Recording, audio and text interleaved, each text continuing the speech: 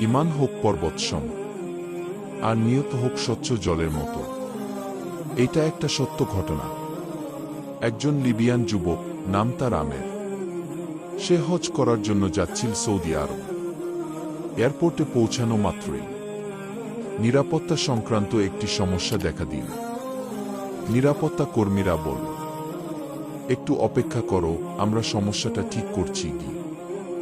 এদিকে সব হাজিরা প্লেনে উঠে পড়ল।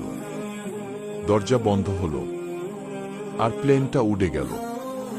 আমেরকে রেখেই একজন অফিসার সান্ত্বনা দিল, মন খারাপ করো না, হয়তো এটা তোমার কপালে ছিল না কি।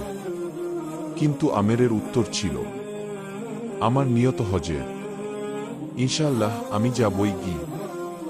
হঠাৎ খবর এলো, প্লেনে যান্ত্রিক সমস্যা হয়েছে, আর তা ফিরে আসছে। প্লেন ফিরে এলো, মেরামত হলো, কিন্তু পাইলট আবারও আমেরের জন্য দরজা খুললেন না। অফিসার আবার বলল, হয়তো এই সফর তোমার ভাগ্যে নেই কি।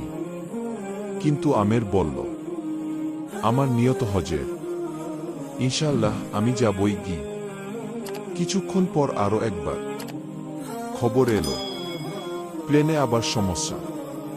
এইবার নিজেই পাইলট ঘোষণা করলেন, আমি আর প্লেন চালাবো না যতক্ষণ না আমের প্লেনে ওঠে গিয়ে। শেষ পর্যন্ত আমের প্লেনে উঠল।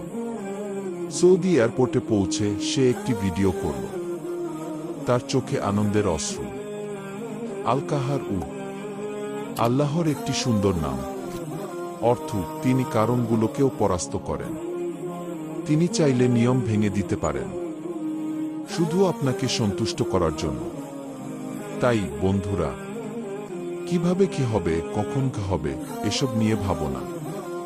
যদি তোমার বিশ্বাস হয় আল্লাহ সবকিছুর উপর ক্ষমতাবান, তাহলে নিশ্চিত থেকো, তিনি তোমার জন্য পথ খুলে দেবেন, অসম্ভবকেও সম্ভব করে তুলবেন।